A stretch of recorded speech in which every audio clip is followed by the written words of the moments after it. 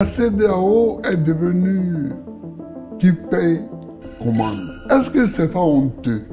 Le siège de l'UA soit construit par une puissance étrangère. La Chine. La Chine. Laurent Gbagbo, ancien président de la Côte d'Ivoire, est une voix influente dans le paysage politique africain. Récemment, il a partagé ses perspectives sur des questions géopolitiques majeures dans une interview avec Alain Foka, abordant des sujets tels que la Confédération de l'AES, Alliance des États du Sahel, la CEDEAO, et même le conflit Russie-Ukraine. Alors que l'Afrique de l'Ouest est confrontée à des défis sécuritaires croissants et des tensions politiques internes, Gbagbo exprime son soutien pour l'AES, formée par le Mali, le Niger et le Burkina Faso, une initiative qu'il considère comme une réponse légitime à l'échec de la CEDEAO.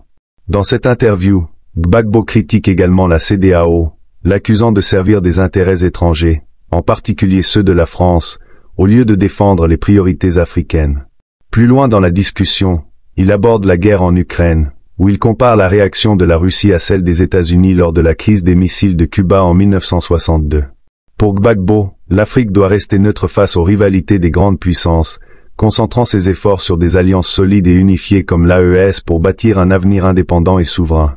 Dans l'interview, Laurent Gbagbo exprime un soutien clair à l'Alliance des États du Sahel, AES, formée par le Mali, le Niger et le Burkina Faso. Selon lui, la formation de cette alliance est une réponse légitime aux échecs répétés de la CEDEAO, l'organisation régionale dont il critique fortement l'efficacité. La CEDEAO a été créée en 1975, et aujourd'hui, en 2024, si 3 États ont choisi de la quitter pour créer l'AES, il faut se demander pourquoi, affirme-t-il, insistant sur le fait que la CEDEAO n'a pas su s'attaquer aux problèmes cruciaux qui touchent l'Afrique de l'Ouest. Gbagbo rappelle qu'en tant qu'ancien président de la Côte d'Ivoire, un des membres influents de la CEDEAO, il a observé de près les limites de cette organisation. Il y a beaucoup de problèmes au Nigeria. Qu'a fait la CEDEAO contre Boko Haram? Rien, déclare-t-il. Il cite également les crises au Mali, au Niger et au Burkina Faso, tous touchés par des rébellions et des insurrections terroristes. Pour lui, l'incapacité de la CEDEAO à répondre aux enjeux de sécurité régionale est inacceptable et explique pourquoi certains États ont cherché à s'unir sous une nouvelle bannière. Lorsqu'on lui demande s'il pense que la CEDEAO a encore une raison d'être, Gbagbo répond sans équivoque. Selon lui, cette organisation est devenue un simple instrument au service de la France, incapable de défendre les intérêts des Africains. Il soutient, la CEDEAO est devenue un instrument de propagande de la France. Comme l'a dit un de mes amis, qui paie commande. Pour Gbagbo, la souveraineté de l'Afrique est mise en péril lorsque ses propres institutions sont manipulées par des puissances étrangères, en particulier les anciennes puissances coloniales. En abordant la question de l'AES, Gbagbo réfute également les accusations selon lesquelles cette alliance serait un conglomérat de putschistes. Il souligne que des coups d'État militaires ont eu lieu dans de nombreux pays africains, mais que tous ne sont pas jugés avec la même sévérité. Il y a des coups d'État civils qui n'utilisent pas les armes, déclare-t-il, faisant allusion aux chefs d'État qui modifient les constitutions pour prolonger leur mandat au-delà des limites fixées. Pour Gbagbo, ces manœuvres sont comparables à des coups d'État, car elles permettent aux dirigeants de conserver le pouvoir en violant l'esprit de la loi. Il critique aussi les réactions des puissances étrangères face aux coups d'État en Afrique. Il cite le Tchad, où des chefs d'État occidentaux se sont précipités pour adouber le fils d'Ébi après la mort de son père. Soit un coup d'État est un coup d'État, soit il n'en est pas. Il n'y a pas de demi-mesure, martèle-t-il, soulignant ce qu'il considère être une hypocrisie dans la manière dont ces situations sont traitées en fonction des intérêts de certains pays.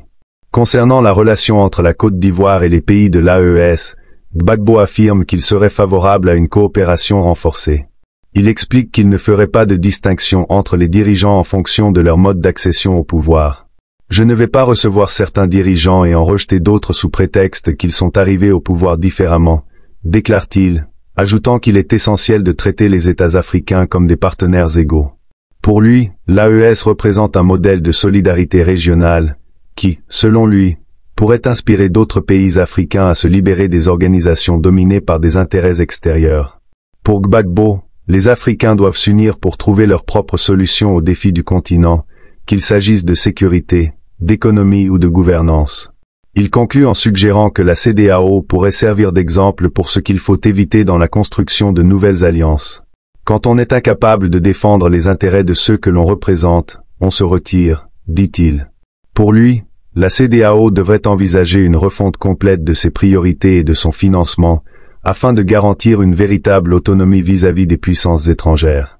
Gbagbo estime également que la question monétaire est cruciale pour l'émancipation de l'Afrique de l'Ouest. Il critique le franc CFA, monnaie qu'il considère comme un outil de contrôle colonial. Ça ne sert à rien de rester dans une organisation régionale et de dépendre d'une monnaie qui est dictée par d'autres, explique-t-il, soulignant que l'Afrique doit se doter de ses propres structures économiques pour garantir son indépendance. Pour lui, l'AES pourrait ouvrir la voie à une union économique plus large en Afrique de l'Ouest, basée sur une monnaie unique indépendante et sur des projets de développement communs. Laurent Gbagbo approfondit ensuite sa vision de l'indépendance et de la souveraineté pour l'Afrique, affirmant que les organisations africaines, comme la CEDEAO et l'Union africaine, EA, ne peuvent défendre les intérêts du continent tant qu'elles dépendent de financements étrangers. Il critique vivement l'état actuel de l'EA, expliquant qu'il est inacceptable que le siège de l'organisation ait été construit par la Chine et que son fonctionnement soit principalement financé par l'Union européenne. Quelle indépendance voulez-vous défendre quand vous vous mettez dans de telles situations? Questionne-t-il. Pour Gbagbo, ces exemples illustrent la façon dont les puissances étrangères continuent de dicter les choix des États africains, limitant leur liberté d'action. Pour Gbagbo, cette dépendance financière n'est pas simplement un problème économique, mais avant tout une question de souveraineté et de dignité. Il insiste, tant que l'Afrique continuera de recevoir de l'aide pour financer ses propres institutions, elle restera à la merci des pays qui la soutiennent. Selon lui, il est essentiel que les États africains se libèrent de cette influence, en commençant par trouver les moyens de financer leurs propres organisations régionales. Il évoque l'importance pour les pays africains de se rassembler pour bâtir des institutions autonomes, qui puissent travailler sans être redevables à des puissances étrangères. Alain Foka lui demande alors si cela signifie qu'il faudrait dissoudre des institutions comme la CEDEAO et l'EA. Gbagbo précise que, plutôt que de les démanteler, il est possible de les réformer en profondeur, à condition que les États africains fassent preuve de volonté politique. Les Africains ont le choix entre deux options, se ressaisir et financer eux-mêmes leurs organisations comme la CEDEAO, ou bien les dissoudre, répond-il. Il ajoute qu'il n'est pas contre l'idée d'alliance régionale, mais que les structures actuelles doivent évoluer pour refléter les priorités et les valeurs africaines. Gbagbo critique également le franc CFA. Gbagbo appelle donc à la création d'une monnaie unique en Afrique de l'Ouest, qui permettrait aux pays de la région de commercer plus facilement entre eux, sans avoir à se soucier des fluctuations de devises décidées en dehors du continent. En évoquant le financement des institutions africaines, Gbagbo parle également du besoin de fonder des alliances basées sur des projets concrets, comme l'économie ou la sécurité, et non sur des modèles imposés de l'extérieur. Nous devons construire des alliances qui servent les intérêts de l'Afrique, déclare-t-il. Pour Gbagbo, l'AES pourrait être un modèle de ce type d'alliance, une structure plus souple et plus proche des réalités des pays membres, et qui reflète leurs véritables besoins. Il conclut cette partie en appelant les Africains à se libérer de ce qu'il appelle le complexe de dépendance. Pour Gbagbo, les Africains doivent cesser de se reposer sur les financements et les conseils d'acteurs extérieurs et se mettre à valoriser leur propre potentiel. L'Afrique est capable de résoudre ses propres problèmes. C'est en prenant en main notre destin que nous pourrons bâtir une Afrique forte et prospère, à l'abri des ingérences et des manipulations, déclare-t-il. À ses yeux, l'indépendance financière et la maîtrise des ressources économiques sont des conditions indispensables pour que le continent puisse s'épanouir de manière autonome et jouer un rôle de leader sur la scène internationale. Laurent Gbagbo aborde la guerre en Ukraine en soulignant les parallèles historiques avec la crise des missiles de Cuba en 1962. Selon lui, les États-Unis, à l'époque, s'étaient farouchement opposés à l'installation de missiles soviétiques à quelques kilomètres de leurs côtes, menaçant même de déclencher une guerre mondiale si les missiles n'étaient pas retirés. Pour Gbagbo, la situation actuelle avec la Russie et l'OTAN présente des similitudes frappantes. Les Américains veulent étendre les pouvoirs de l'OTAN jusqu'en Ukraine, à quelques kilomètres de Moscou, et ils s'étonnent que Moscou réagisse, explique-t-il. À ses yeux, la réaction de la Russie est donc tout aussi légitime que celle des États-Unis en 1962. Gbagbo critique l'attitude des puissances occidentales qui l'accusent d'appliquer des doubles standards.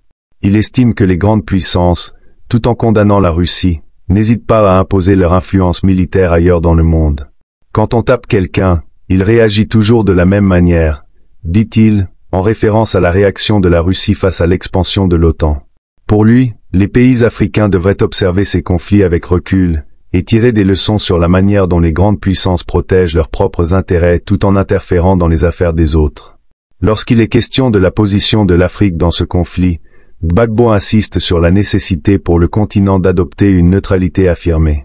L'Afrique doit choisir ses propres combats et ne pas se laisser emporter par les courants de la politique mondiale, explique-t-il. Pour lui, l'Afrique a déjà assez de défis à relever en interne et ne devrait pas s'impliquer dans les rivalités des grandes puissances. Au contraire, il appelle les pays africains à se concentrer sur des alliances basées sur la coopération mutuelle et l'indépendance. Gbagbo évoque aussi le soutien que certains pays africains, comme le Mali, ont reçu de la Russie. Il s'oppose aux critiques qui décrivent cette relation comme une dépendance ou une manipulation, affirmant que chaque pays a le droit de choisir ses partenaires. À moi aussi, on dit que je suis récupéré par Moscou, mais cela ne me touche pas. Et alors, qui me juge?